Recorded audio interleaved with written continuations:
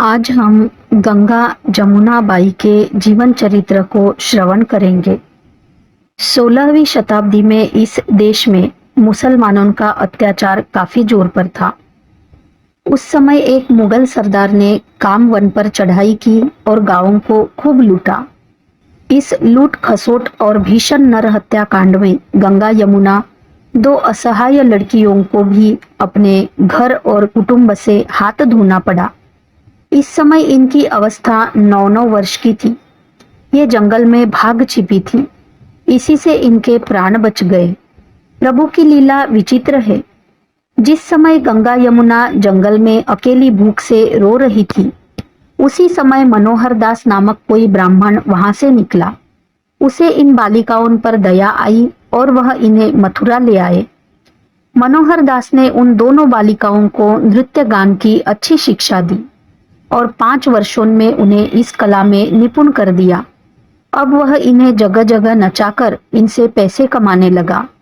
गंगा यमुना दोनों अत्यंत सुंदरी थी, अतः मनोहर दास को खूब धन मिलता, किंतु वह इनसे से अधिक रुपया कमाना चाहता था। इसलिए उसने इन्हें बेचने का विचार किया। एक दिन वह आगरे के किसी राजा भान सिंह के यहाँ इनका सौदा भी कराया। सौदा 2000 रुपयों का हुआ।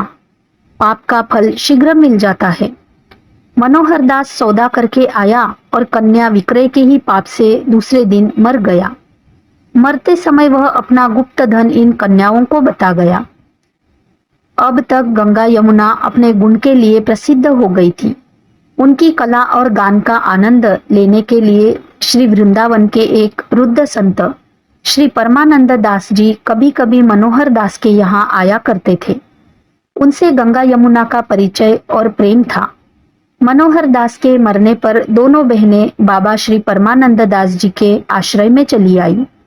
अब उन्हें इस नृत्य गान से घृणा हो चुकी थी और संत संग के प्रभाव से स्वाभाविक ही भजन में उनकी रुचि हो गई थी। धीरे धीरे उनका मन इस संसार के विषयों से उपरत हो गया। अब दोनों बहनों ने वैष्णवी दीक्षा ग्रहण करने की प्रार्थना की। बालिकाओं की सच्ची जिज्ञासा देखकर श्री परमानंद दास जी ने उन्हें अपने गुरुदेव गोस्वामी श्री हित हरिवंश चंद्र के शरणापन्न करा दिया। वैष्णवी दीक्षा लेकर गंगा यमुना दोनों श्री ठाकुर जी की सेवा, नाम जप और पाठ भजन आदि बड़ी प्रीति से करने लगी। इनके पास जो मनोहर दास की संपत्ति थी, उसे साधु संतों की सेवा में लगाने लगी। इससे उन्हें अत्यधिक आनंद मिलता। इस प्रकार कितने ही दिन बीतने के पश्चात उनके जीवन में एक उपद्रव आया। गंगा यमुना के रूप लावण्य की चर्चा तो सर्वत्र थी ही। मथुरा के हाकिम अजीज बेग ने यह घटना सुनी, उसे जाकर उन्हें देखा भी। तब तो मानो उसकी छाती पर सांप सा लौटने लगा। अजीज बेग ने चुपके से दूसरे दिन गंगा यमुना की कुटिया के आसपास घेरा डाल दिया और जब रात्रि के समय उनकी कुटिया पर आया, तब उसने वहां एक सिंह को रखवाली करते पाया। सिंह ने गर्जना करके उसे खूब डराया भी।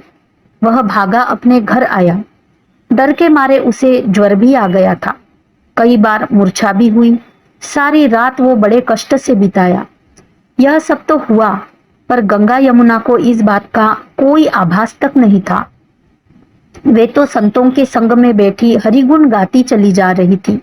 सवेरा होने पर अजीज बेग गंगा यमुना के पास आया और उन्हें माता शब्द से संबोधित करके उसने अपना अपराध क्षमा कराया।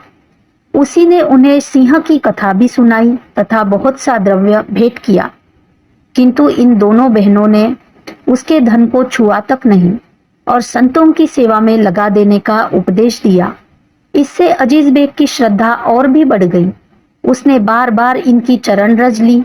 तब इन्होंने उसे आदर के साथ विदा कर दिया। इन दोनों भक्तिमती बहनों के विषय में भक्त मालकार श्री गोविंद अली जी ने लिखा है, हीन कुली वपु धार सार हितजूते पाई, जैसे पारस परस लोहते हेम कहाई। दास मनोहर वासगृह परमानंद के संग, कुंज महल में प्रगट है गावती तान तरंग। यही विधि जुगल रिझाय के बसी बिपिन में आए, गंगा जमुना की कथा सुनहु रसिक चित्त लाए।